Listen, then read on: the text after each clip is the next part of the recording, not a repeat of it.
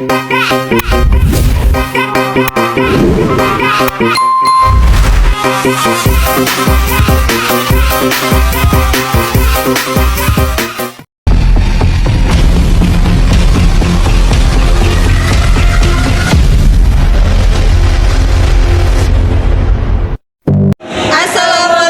warahmatullahi wabarakatuh.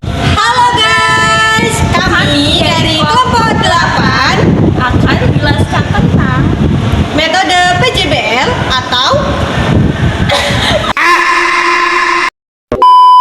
di sini kami akan menjelaskan metode PJBL atau Project Based Learning. Selamat menyaksikan.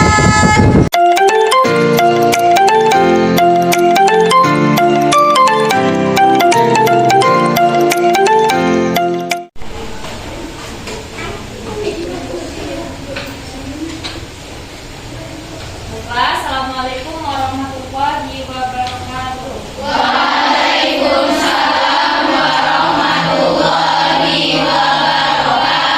Alhamdulillah, anak-anak semuanya. Apa kabar hari ini? Alhamdulillah, luar biasa. Allahu Akbar.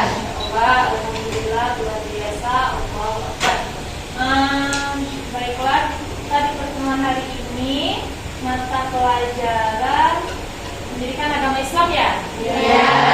Nah, dari hari ini kita di surah Al-Kafirun.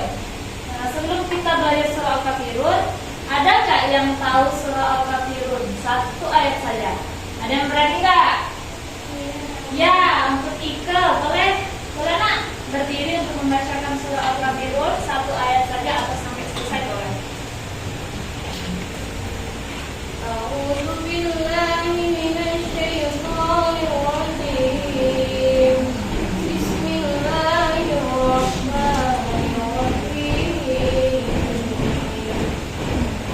يا أيها الكافرون. Oke, terima kasih untuk Ika. Masya Allah, tangan untuk Ika. Oke, mungkin semuanya. Siapa ibu tanya di sini siapa yang sudah hafal surah Al-Kafirun? Tunjuk tangan. Dikit ya, karena masih SD. Kalau sudah di sini mungkin sudah hafal surah Al-Kafirun. Makanya di sini kita belajar surah Al-Kafirun. Nanti ibu guru tugasnya menghafal surah Al-Kafirun. Sebelum kita belajar surah Al-Kafirun, ibu kasih tahu dulu surah Al-Kafirun itu surah dari Mekah atau Makki. Surah Al-Kafirun itu terdiri atas 6 ayat. Ada 6 surah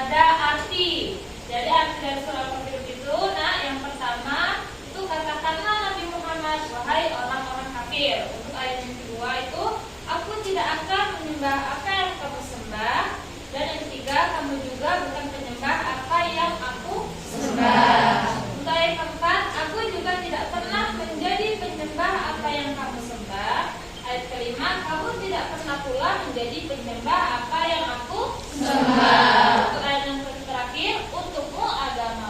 Paham anak-anak semua?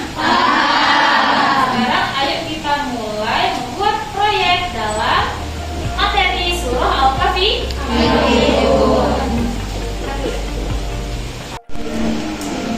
Ayo disusun sesuai imajinasi sendiri dan kelompoknya ya, rapi ya.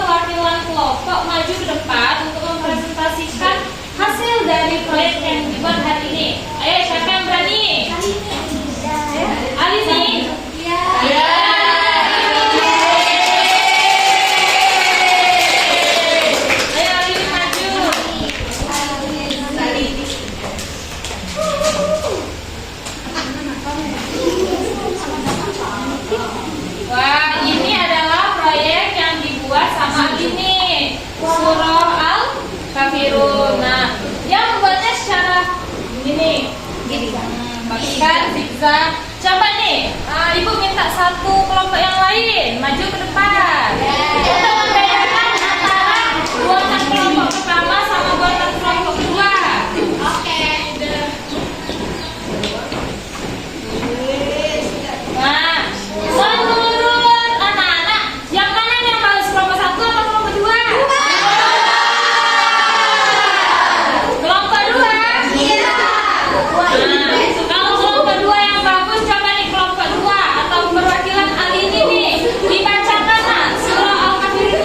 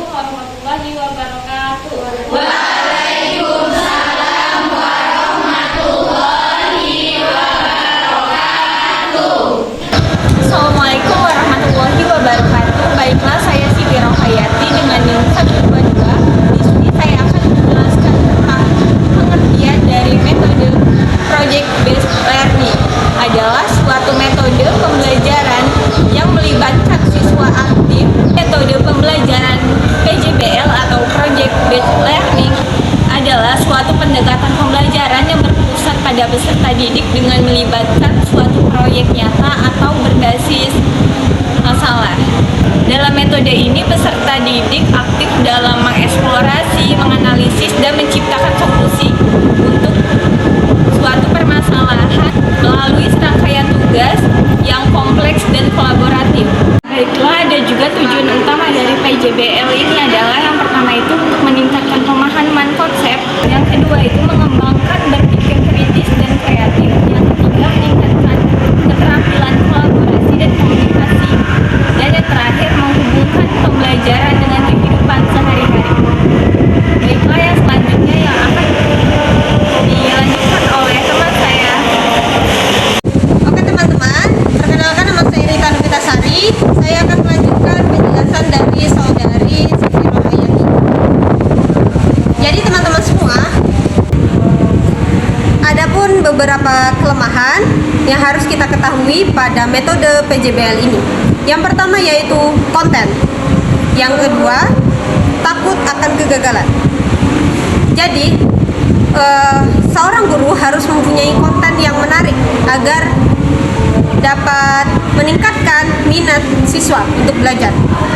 Takut akan kegagalan, itu kebanyakan siswa merasa takut karena di mana mereka tidak memahami apa yang telah disampaikan, tidak memahami konten dan juga materi yang disampaikan oleh guru, maka mereka takut akan kegagalan akan proyek yang akan mereka kerjakan. Seorang guru harus bisa mendorong siswanya untuk dapat termotivasi dan semangat agar tidak merasa gagal. Untuk kelemahan yang ketiga yaitu proyek hanya untuk nilai. Ada beberapa siswa yang menganggap proyek hanyalah sebagai nilai saja. Padahal karya sangat dibutuhkan untuk generasi di masa depan.